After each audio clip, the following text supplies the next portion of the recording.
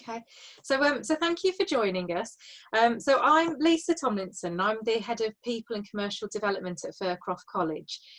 So for those of you who don't know the college, just in a nutshell, we were established by George Cadbury Jr. in 1909 to provide educational opportunities for disadvantaged adults.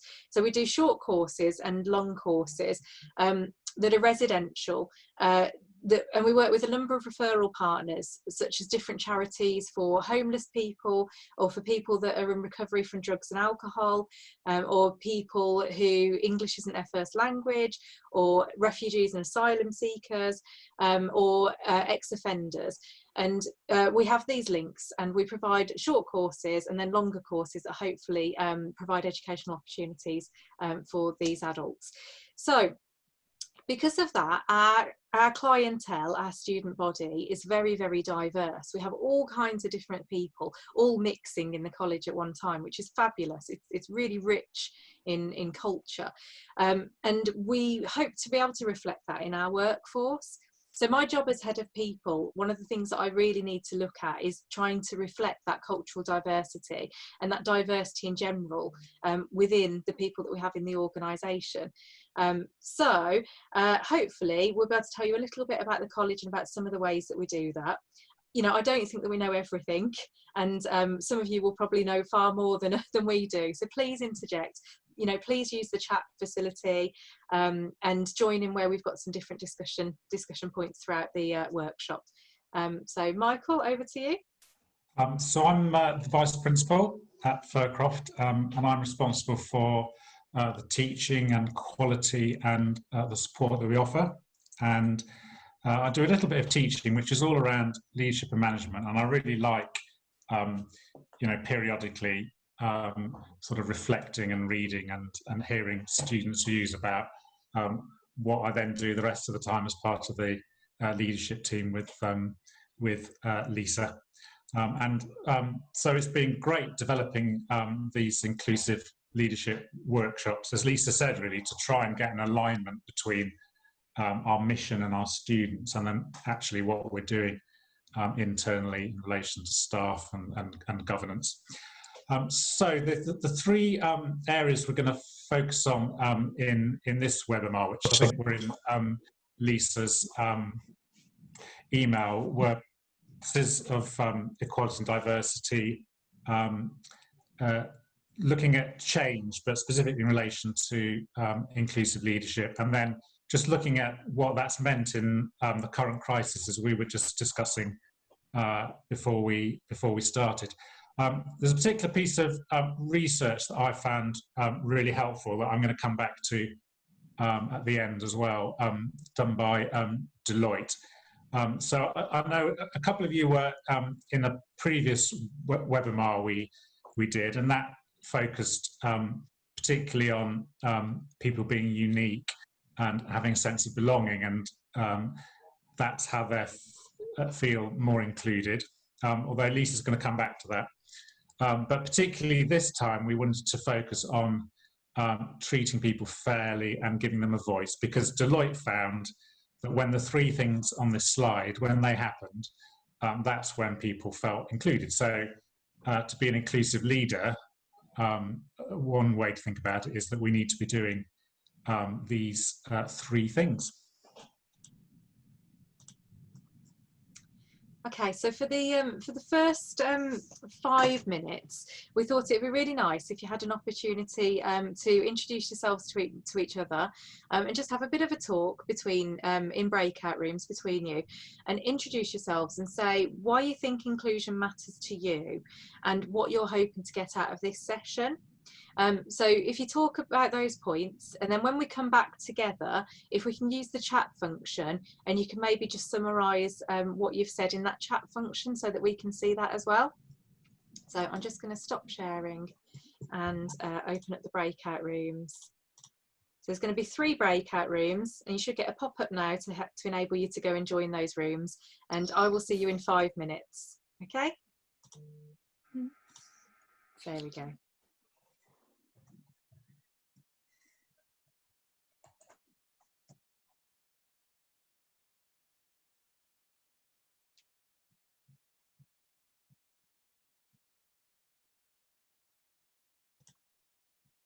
Right, hi. Hopefully that's everybody back from the through the magic chimney back to us in the main area now. It must have been very good. I can always tell because people don't want to leave the rooms when there's these really great conversations going on. Leave it right to the last minute. But thank you for coming back. So if you just wanted to just summarise a couple of points about your discussion in the chat function, that would be really helpful.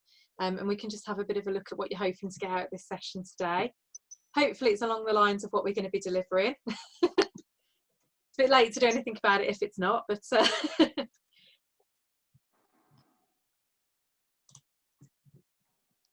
okay, is everybody able to see the chat function?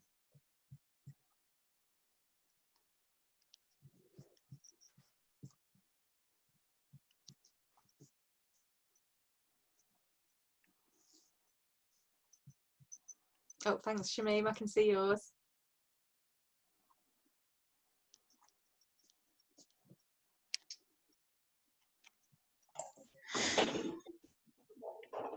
Lovely, I'll just give you a couple more minutes just for some more comments to appear there.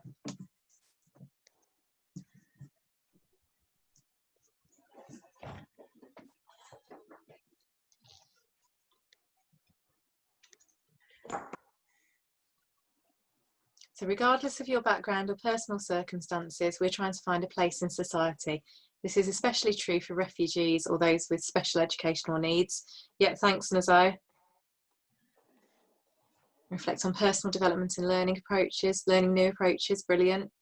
Ensuring everyone's voice is heard. Volunteers, service users, first management position, yeah. When opinion heard and valued, you feel like you're part of something. Try to replicate it with the staff we manage, yeah. And would like more tools. Oh, hopefully we'll be covering some tools.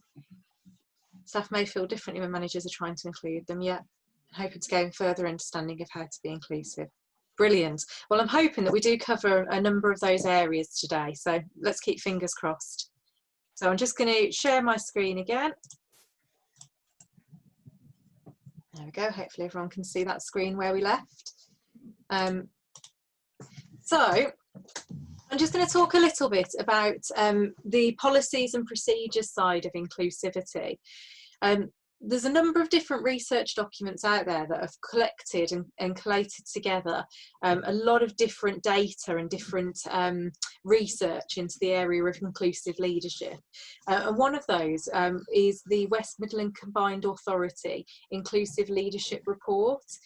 And it's a really great document to look at inclusive leadership, particularly in the Midlands, because in the Midlands there's a bit more to consider, because we are going to be the most diverse city of any city in England in the next few years. So it really does need to be a priority in our region as well. So they identified that barriers exist for inclusive leadership at a few different levels. So they exist in society, they exist institutionally, and they exist on an individual level. Common barriers, so there's barriers that are faced differently by different groups of people. So disabled people may have different barriers to people from underrepresented groups or people from the LGBT community, for instance.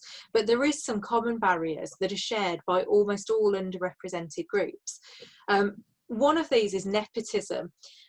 So this is where people are finding, you know, a friend of a friend or a friend's son to when they're recruiting, or say in a governing body or a group of trustees where there's an opening and they say, oh, Bob, do you know somebody? Or Steve, do you know somebody that might be able to fill that? Really common in governance, I'd say. And then homogeny, so where people are recruiting people like them. So you see these groups that all look very, very similar. You know, and it's almost like, oh, I do a really good job at this, so I'm going to find somebody just like me that looks like me and is like me, and they'll do a good job as well. And that's a really common, I think, particularly in recruitment, and particularly when unconscious bias plays a part. The stereotyping, you know, so assume somebody's going to be good at something or bad at something because of what you assume they're like. And preconceptions about certain different people. Michael's going to talk a little bit more about that in a minute. This is quite a big one, I think, for the BAME community and for other underrepresented groups, where there's a real lack of role models, and particularly in leadership. You know, if you think of what does a leader look like, what traits do they have, you know, you do have this kind of, it's drilled into you, I think, from an early age of what a leader looks like. And then mentors as well. So mentors have helped a lot of people come up through their career, and if there's a lack of mentors and role models that look like you or sound like you or act like you, it can be quite difficult then to imagine yourself in that role. Lack of self-confidence, I think, affects different groups. You know, particularly women. They say if you go for an interview and you're up against a man, the man will talk about all the things he can do, whereas the woman will reflect on all the things that they maybe can't do. And then if you're a BAME woman as well, that might be, you know, that might be doubled really. And if you're disabled as well. And then the structural barriers. So, you know, flexible working for mothers, for instance, or carers. And then a bit of a lack of understanding as well. You know, understanding about if you're disabled potentially, or if you do have children, or, you know, what preconceptions you've faced in your life. So I'm just going to do a quick poll. And I just want you to say, do you feel that you've ever faced one of these barriers? And if so, which one or which barriers do you think that you might have faced?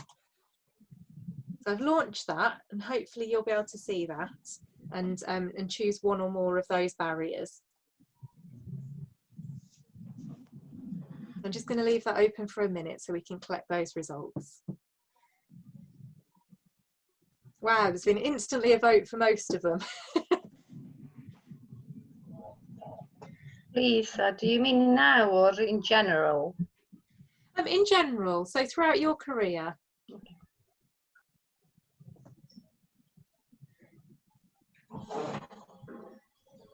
Okay, I'm just going to leave that open for another few seconds then and give everybody a chance to vote.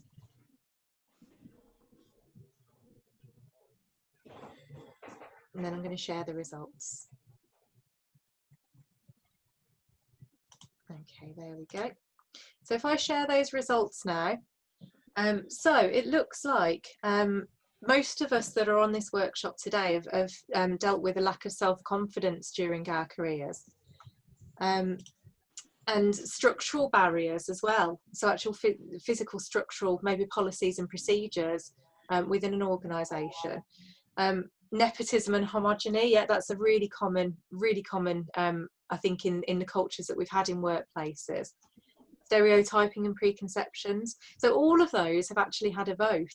And all of us on this workshop, myself included, have faced some of these barriers at some point in our careers.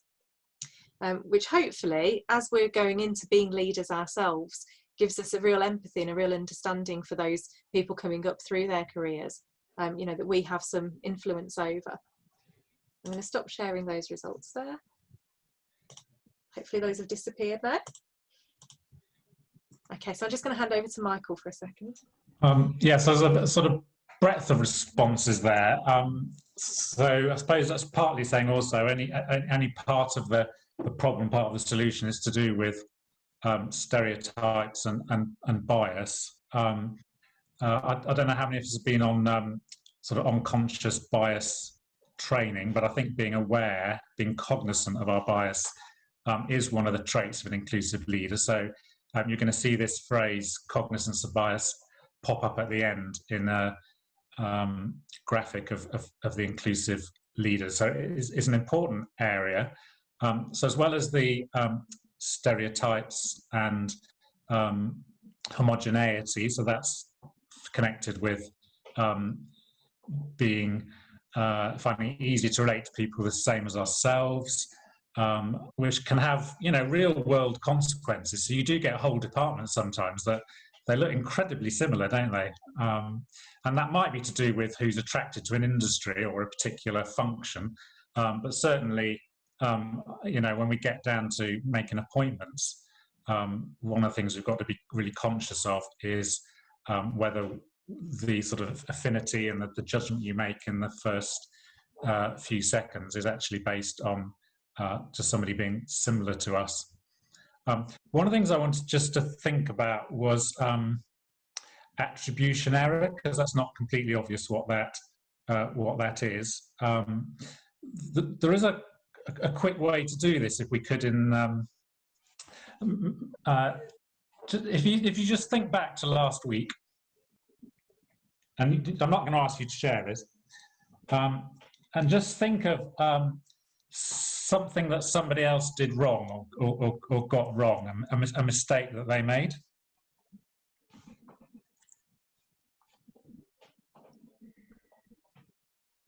So has everybody got something in their head? So I want you to think why that was. Why did they get it wrong?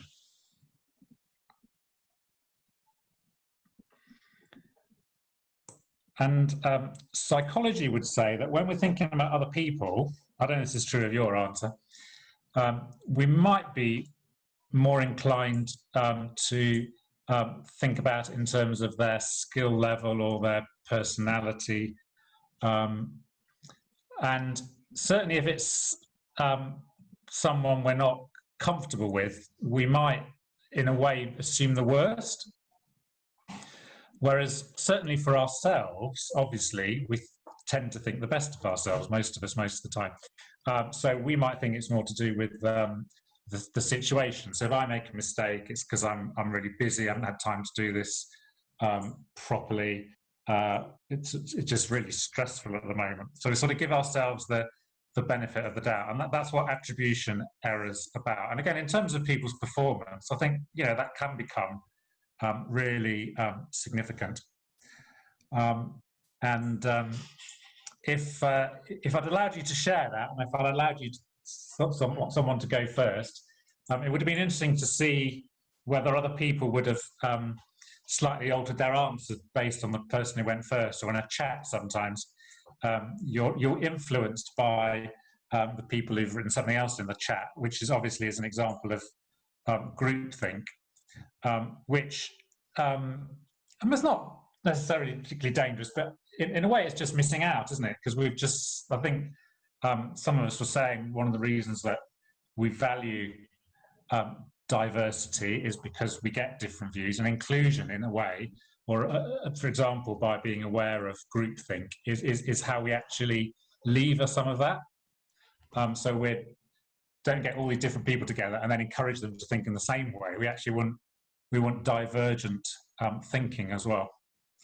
So that might have been what you covered if you did some unconscious bias training. I suppose the only other thing to say is that hasn't been without its critics, and I think it's because obviously it's the danger that if we say, well, everybody has unconscious bias, then certainly CIPD were concerned that then nobody would think it was their fault, or there was anything wrong with it, or anything they could do about it. So if everybody has this, that doesn't mean it's okay. It means we need to be aware of it.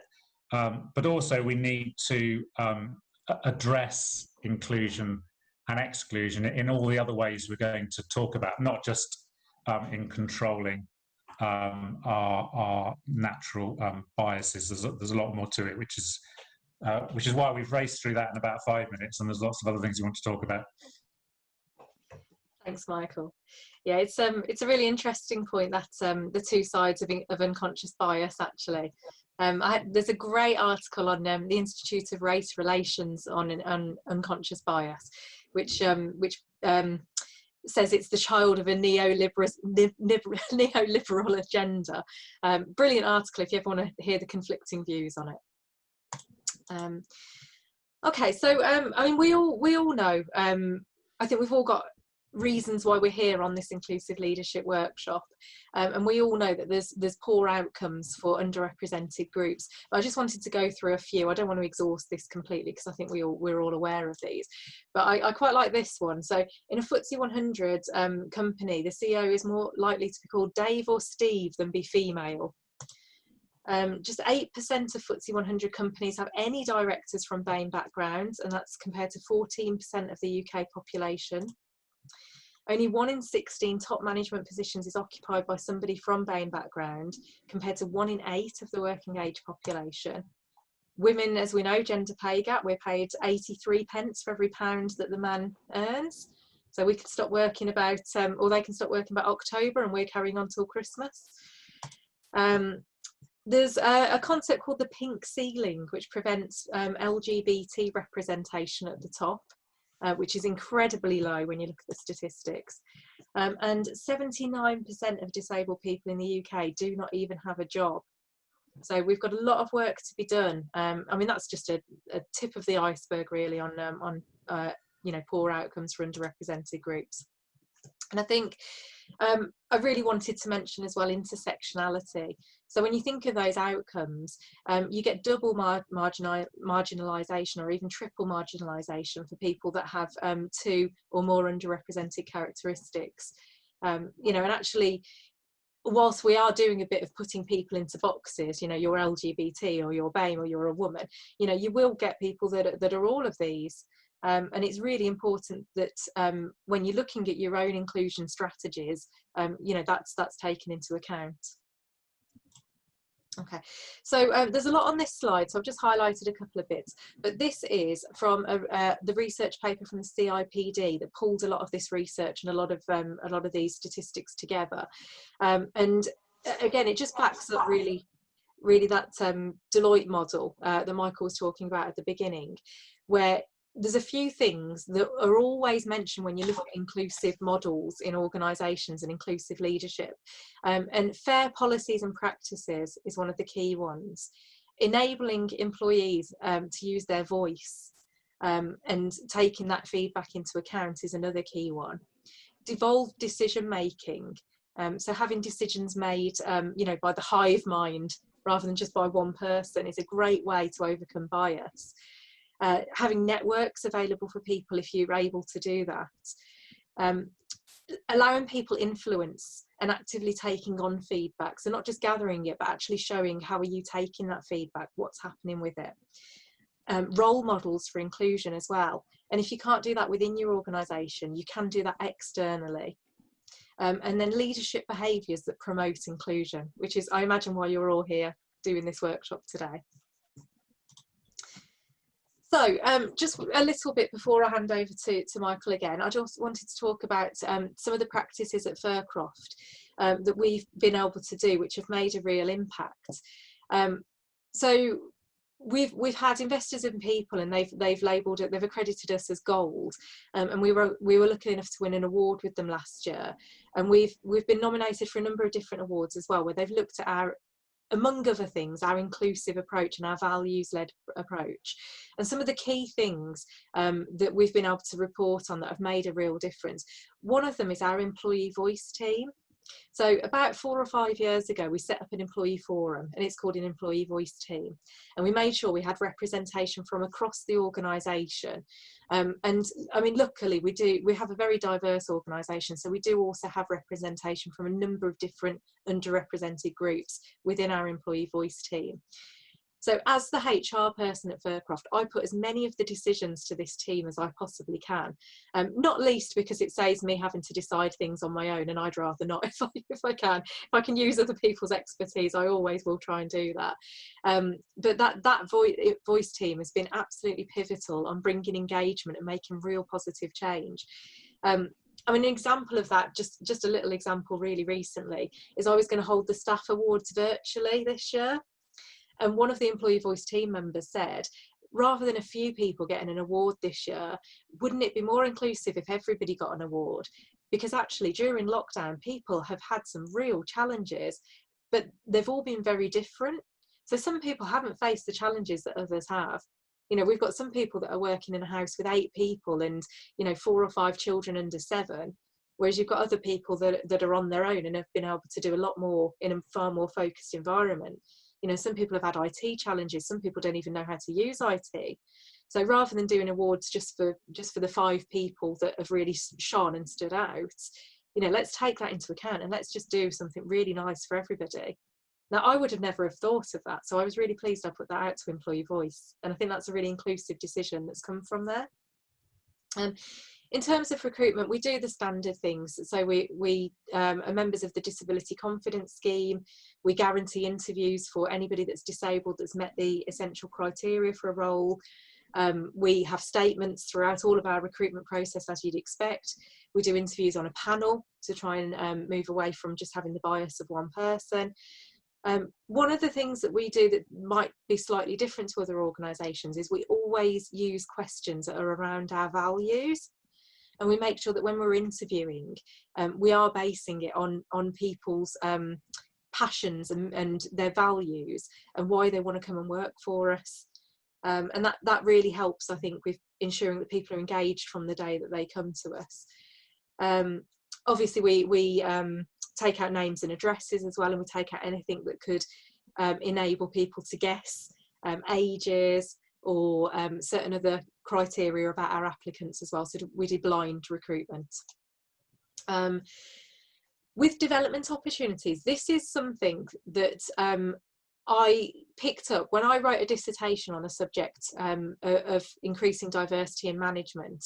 Something that I really picked up on was informal development opportunities for people from underrepresented groups. So I like to call it kind of water cooler conversations. And I suppose the principle is that if you have less in common with people that are more senior and influential in the organisation, you may miss out on opportunities that you would otherwise get. So it's all about commonalities, and they call it micro exclusion. So little things every day where you might experience exclusion, all building up to lead to poorer outcomes in your development opportunities. So one thing that I did was create a middle management team for us. So rather than having just this core leadership team at the top of the college, I'd created a very open middle management team, and I called it middle and aspiring leaders. So even people that weren't necessarily team leaders, but people that wanted to and aspire to be leaders in the future could join that team. And the idea is that we put a lot of development and a lot of work into this middle management team, and then we also bring influential people into the team, so that it creates a kind of artificial network of these people mixing with influential people, and opportunities to develop being evenly distributed throughout the college. So rather than a leader just going, oh, I know that person, I've worked with them before, let's give that development opportunity to them. It's a more formal way of doing that. So networking for us at Fircroft is a little bit more difficult because we are a small organisation, but we do have an EDI champion, and we do create a lot of what I would call kind of task and finish groups, but we use a method called sociocracy to develop some of these networks. And Michael's going to talk a little bit more about that later on. And then one of the really important things for me is the monitoring the impact and getting feedback from the things that we're doing. So we've put these different mechanisms in place. We've reviewed our policies and procedures, but throughout doing this, we're always going to get feedback from people, and we're always trying to monitor their impact. So if I ever do any pulse surveys or staff surveys, I make sure that I can break those down by underrepresented characteristics. And I make sure that we do that piece of work where I analyse and we say, you know, okay, the organisation as a whole may be engaged, but is that less in LGBT people? Is that less in other different groups? And then we can explore that a little bit, and we could always, you know, create a group to look at that if we needed to. Okay, that's enough from me for now. Does anybody have any questions about any of that?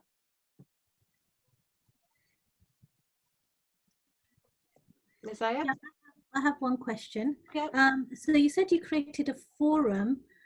Were these employees that were from all the different places across the school, across your setting, and were they given time during the school hours to meet, or was it, how often did you seek to get their voice? So when we started off, we held monthly meetings. Most people were able to just fit it in with a bit of flexibility from their manager. So I did have to really work hard to get management buy-in, and really talked about the benefits that an employee voice group would bring, particularly because we were going through a big change process at the time. So it was really important to get you know, the buy-in from everybody really to make the change process go smoothly. So managers were quite flexible. There was a request for formal remission from the teaching area, which, you know, if you're working in a school, I know you'll always get that. So we did allow a little bit of remission. not quite equal to what would give a union person, but we did allow a little bit of remission. After a while, we dropped the meetings back to every half term, and that's how they've sat. So we do 2 hours every half term, depending on if we have something quite meaty, we might put in an extra meeting.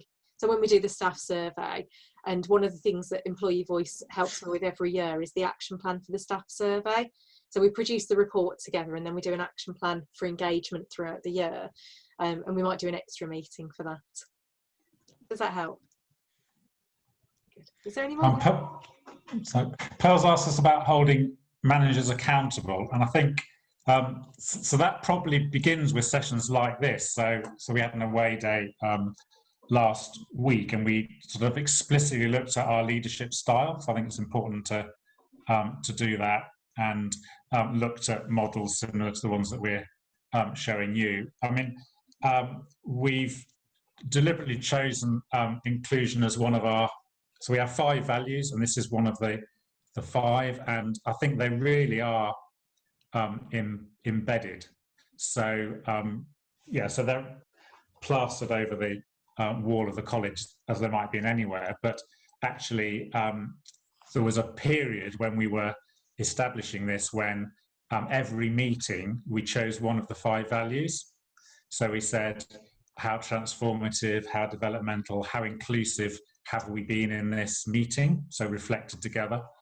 And it's also in one-to-ones and appraisals. So I think there's a real danger you just ask people what they've done and whether they've met their objectives, as if it didn't matter how they did it. And it really does matter. So actually, they have to come up with examples of being inclusive, and they'll look to you as well for feedback on how inclusive you think they've been. So that's how we hold, well, yeah, we hold each other accountable. Yeah. It's one of our fundamental values, and we do have the values throughout a lot of other processes as well. So we have one-to-ones where we reflect on people's behaviours and you know, and how they've met the values of the college. But another thing is when I do this staff survey, there is questions in there about you know, how do you feel your relationship with your manager? You know, how do you feel about development opportunities, and are they open to everybody? And again, that's part of the analysis that we do, is we would look at whether all underrepresented groups felt that development opportunities were open to them, for instance. And if there was a pocket that didn't feel that, you know, that's when we kind of bring this into management team and would have those conversations. So it's just been open and transparent about it and really setting expectations. Okay, I'm going to... So Shamim, you've asked how this can work with a small workforce. So actually our workforce is relatively small. And I think in a way, it almost makes it easier, because you have, in a smaller workforce, I think it's very easy to steer a small ship, isn't it? So when you're trying to make changes in a small workforce, you know, to get everybody's buy-in and ensure that everybody's on the same page, actually is far easier than in a bigger workforce where you kind of lose that control almost, and you lose that intimacy. So for us, I find it's worked.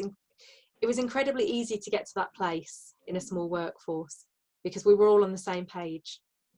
The bit that is hard is probably the outcomes bit, isn't it? So you've got 2 white leaders giving you this inclusive leadership workshop, and that reflects our current senior leadership. It's more diverse and deliberately so in the middle management group that Lisa talked about. So then what conclusion do you draw from that? If you're only talking about 8 people, then statistically, you've got more of a sort of a get out there, I suppose, unless you look, so you can look historically, can't you, over time? So over time, there's been a larger group of people and you've got a more valid sample. So I think that's one of the ways in which it potentially is more difficult. But apart from anything else, you just have fewer role models. Mm-hmm. Yeah, that's a really good point, and I would say that is that we've put a lot of work into this area, and you know, we're building a pipeline, which is one of the things that the West Midland Combined Authority recommends, is building a pipeline of diverse talent, but that does not happen overnight.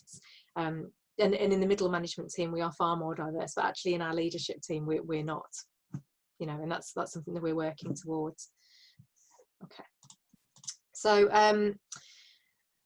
what we were going to do some breakout rooms here, but I think because there's a small, quite intimate group of us, and because we've already got this nice conversation going, does anybody want to talk about other effective ways you've seen of overcoming barriers?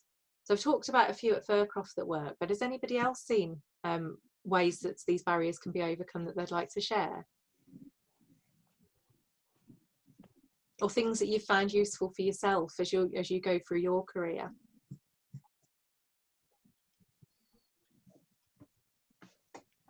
While everybody's having a think, I'll share one of mine, and I think it's one that many of us might share on this workshop, is flexible working, and I think that this is one of the fundamental ways that an organisation can become inclusive, because I think if you're disabled, if you've got childcare, if you've got elder care issues, you know, if you've got religious commitments and you want to pray at certain times of the day, or you want to go on pilgrimage, there's flexible working offers so many ways to be inclusive.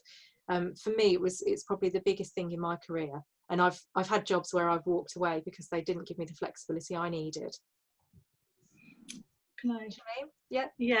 So, only because you've just mentioned that. So, we are a Muslim women's charity. So, our staff is all female. Not everybody is. I'm trying to think now. So we don't kind of say you have to be a Muslim to be an employee. You don't have to. It doesn't matter. It's the language that matters. So. So in a way, you can say that we've been inclusive because we have women who are Muslim, Sikh or Hindu. But on the other hand, it's like, so if more than one person wants to go on a pilgrimage, we're a helpline, that's not going to happen.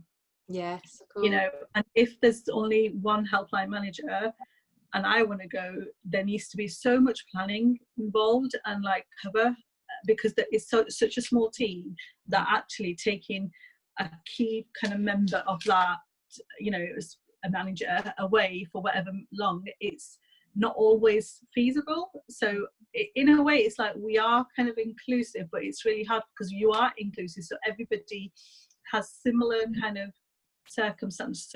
You know, we have, like, obviously there's childcare, there's in-laws, there's extended family members. So this whole period in lockdown has been amazing for staff because actually they can manage so much better, and they are finishing and starting at the times that's optimal for us. Whereas when they were coming into the office, the hours were slightly different, which worked to a certain degree. But we couldn't have every single member of staff finishing at 3 o'clock because our helpline is open till 4. So we have to have like various kind of, a diverse kind of workforce. So, you know, in terms of ages, we've got some, you know, 19, 20 to like 67 years old. So there's massive diversity in that. But at the same time, the negative can be that actually, so for example, this isn't a negative, I guess. It's maybe because I'm seeing it from a lack of, I don't know, a Western view, maybe. I don't know if that's the right word, but basically like Eid. Yeah. So we, what we normally do is we ask everyone, are you planning on having Eid on this day or that day? Because it depends what school thought, even though it might not be that day in the end. So you see, like it's Friday or Saturday. So we know potentially if we can't get any cover on Friday, we will close our helpline. So this Eid that's coming up, we asked staff obviously what they want to do, and the ones that were possibly celebrating on the Friday, obviously taking it off as leave. But then the others who weren't, they didn't want to cover because they wanted time off. So we're like, actually, do you know what? Let's just have a day off. So we do normally have one day for Eid, but then during Christmas, where actually because our clientele is predominantly Muslim, so we can remain open, but we can't because where we're based closes over Christmas. Yeah. I don't know how it's going to work now that we're all working from home, but do you see what I mean? I don't know whether it's across the way I wanted to. Yeah, no, well, yeah, and almost it's you've got a number of underrepresented groups there, but almost there's a bit of a lack of diversity because you know, everybody there wants to celebrate Eid, so almost you could do with diversifying, couldn't you? And you know, having some different groups of people. So yeah, it's that's a bit of a bit of a challenge, I suppose, as well, because I imagine that you attract a certain, you know, similar people to work for you as well. Yeah, because we have to have a representative in terms of the types of clients we get as well, because Yeah. we're not just going to get parents or daughter-in-laws, we're going to get young people, we're going to get people who have disabilities, LGBT, you know, so our workforce needs to represent that as well. And it's not all like South Asian, you know, there'll be reverts, there'll be African and so on. So although we're trying to be inclusive, we're not actually attracting the right diverse, kind of the right diversity within the religion as well, or culture, I guess. Yeah, I can imagine that's a real challenge, isn't it? Yeah. Oh, I think we, you know, go on. I was just going to say, I think we're doing okay in terms of at the moment, but I think our vision is to make sure that we've got one volunteer who's a Sikh, and we really need like somebody who has got who speaks Arabic, but also people from different parts of like ethnic groups as well, because in terms of relating to clients, because it's, you know, you don't just get someone ringing saying this is my issue, help me. It's so complex. You know, and domestic abuse, you know, honour-based violence, all that is slightly different in different kind of cultural groups, even though generally it's similar if you want to generalise it. But when you go further into it, it is different. And it's like we did try last time when we recruited to try, and so we tapped into like language schools, community centres in particular areas of Birmingham to try and attract people. But even though we've got applicants, not everybody, well, not everyone showed up. Or you know, so there's that as well. But that could be because maybe our way of advertising and recruiting doesn't suit people. Well, yeah, do you know what? And I was just gonna make that point. I suppose it's difficult because you do need a certain understanding, and you need people to be able to relate to people on the calls, and be, you know, for them to be able to speak to people, you know, and understand what's happening. But yeah, I definitely, I think a review of processes and procedures around recruitment and around, you know, maybe wording used in adverts could be really helpful.